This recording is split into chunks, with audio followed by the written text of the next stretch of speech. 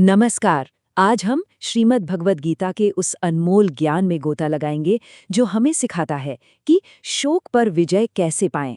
जानते हैं, भगवान कृष्ण ने कुरुक्षेत्र में अर्जुन को जो उपदेश दिए थे वो समय से परे हैं। आज भी वो उतने ही प्रासंगिक हैं और हमें जीवन की सबसे बड़ी सच्चाइयों का सामना करने की ताकत देते हैं।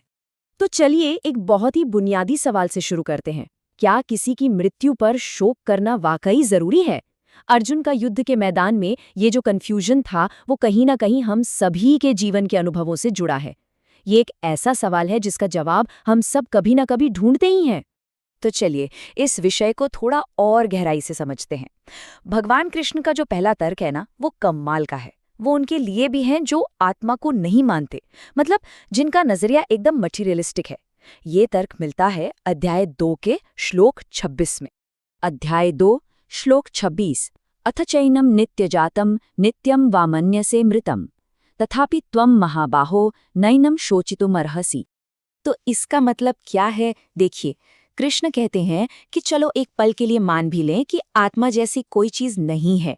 मान लो कि जीवन बस पैदा होता है और मर जाता है, तो भी शोक करने की कोई वजह नहीं है। अगर जीवन सिर्फ कुछ केमिकल्स का खेल है, तो उस केमिकल के बंडल के खत्म हो जाने पर रोना, ये तो बिल्कुल तर्कहीन है ना? अब आगे बढ़ते हैं और देखते हैं कि भगवान कृष्ण इस बात को कैसे और आगे ले जाते हैं। अगला श्लोक यानी अध्याय 2 श्लोक 27 जीवन और मृत्यु के उस चक्र की बात करता है जिससे कोई बच नहीं सकता। अध्याय 2 श्लोक 27। जातस्य हि ध्रुवो मृत्युर ध्रुवम जन्म मृतस्य च तस्माद् अपरिहार्येऽर्थे न त्वं शोचितुमर्हसि। इस श्लोक में एक बहुत गहरी सच्चाई छिपी है। इसका सीधा साधा मतलब यह है कि जिसका जन्म हुआ है उसकी मृत्यु तो पक्की है, और जिसकी मृत्यु हुई है उसका फिर से जन्म लेना भी उतना ही पक्का है। तो जो चीज होनी ही होनी है, जिसे टाला ही नहीं जा सकता, उसके लिए शोक करना तो बेकार ही हुआ। अब कृष्ण एक और भी गहरा पर्सपेक्टिव हमारे सामने रखते हैं। अध्याय 2 श्लोक 28 में वो अस्तित्व को एक यात्रा की तरह समझाते हैं। एक ऐसी यात्रा जो अनदेखे से शुरू होती है, कुछ समय के लिए दिखती है और फिर वापस अनदेखे में चली जाती है। अध्याय 2 श्लोक 28। अव्यक्तादीनि भूतानि व्यक्त मध्यानि भारत अव्यक्त निधनान्येव तत्र का परिदेवना। ये श्लोक हमें अस्तित्व के 3 पड़ाव बताता है। जन्म से पहले सारे जीव अव्यक्त होते हैं, मतलब अप्रकट। जीवन के दौरान वो व्यक्त होते हैं, यानी हमें दिखते हैं, और फिर मृत्यु के बाद वो वापस अव्यक्त हो जाते हैं।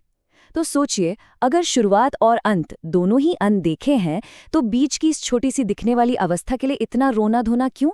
चलिए अब सीधे आत्मा के स्वरूप पर आते हैं। अध्याय 2 श्लोक 29 में कृष्ण आत्मा की अद्भुत, मतलब हैरान कर देने वाली प्रकृति के बारे में बताते हैं, जिसे समझना आसान नहीं है। अध्याय 2 श्लोक 29। आश्चर्यवत् पश्यति कश्चिदेनम् आश्चर्यवद् वदति तथैव चान्यः आश्चर्यवच्चैनमन्यः शृणोति श्रुत्वाप्येनं वेद न चैव कश्चित्। इस श्लोक का भाव बहुत ही सुंदर है। कहा गया है कि कुछ लोग आत्मा को बड़े आश्चर्य से देखते हैं, कुछ लोग उसके बारे में जब बात करते हैं तो वो भी बड़े आश्चर्य से करते हैं, और कुछ लोग जब उसके बारे में सुनते हैं तो हैरान रह जाते हैं। लेकिन सच तो ये है कि इतना सुनने के बाद भी शायद ही कोई इसे असल में समझ पाता है।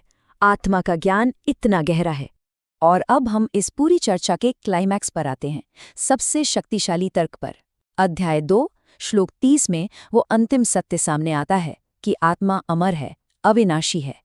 अध्याय 2 श्लोक 30। देहि नित्यमवध्योऽयं देहे सर्वस्य भारत तस्मात् सर्वाणि भूतानि न त्वं शोचितुमर्हसि।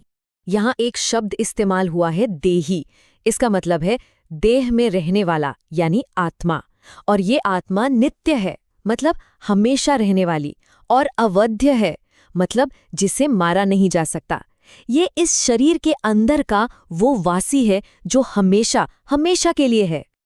और इसीलिए कृष्ण अपनी सारी बातों का निचोड़ इस एक लाइन में दे देते हैं, इसलिए तुम्हें किसी भी प्राणी के लिए शोक नहीं करना चाहिए, क्योंकि ये शरीर तो मिटने वाला है, पर इसके भीतर की जो आत्मा है वो अमर है। और यही सबसे बड़ा सत्य है। देखने के लिए बहुत बहुत धन्यवाद। आप ज्ञानकोश देख रहे हैं, जो एक मल्टी लैंग्वेज चैनल है। यहाँ हम आध्यात्मिक ज्ञान को अंग्रेजी, हिंदी, मराठी, तमिल, गुजराती और बंगाली में साझा करते हैं। और हाँ, बहुत जल्द और भी भाषाएं आने वाली हैं। हमारा लक्ष्य एक ही है, सनातन धर्म के अनमोल खजाने को आप तक सरल, स्पष्ट और सार्थक तरीके से पहुंचाना। हमारे चैनल पर श्रीमद् भागवतम, भगवद गीता, महाभारत, ललिता सहस्रनामम, दैवतीन कुरल, महाराष्ट्र और बंगाल के संतों की कहानियां और आदि शंकर की दिव्य कथा पर आपको रोजाना वीडियो मिलेंगे। अगर आपको हमारा ये प्रयास अच्छा लगता है तो प्लीज़ ज्ञानकोश को सब्सक्राइब ज़रूर करें, ताकि हमारे डेली वीडियो आप तक पहुंचते रहें। और हाँ, लाइक शेयर करना न भूलें, ताकि ये दिव्य ज्ञान आपके परिवार, दोस्तों और सभी तक पहुंचे। आइए हम सब मिलकर सनातन धर्म के इस प्रकाश को हमेशा जलाए रखें।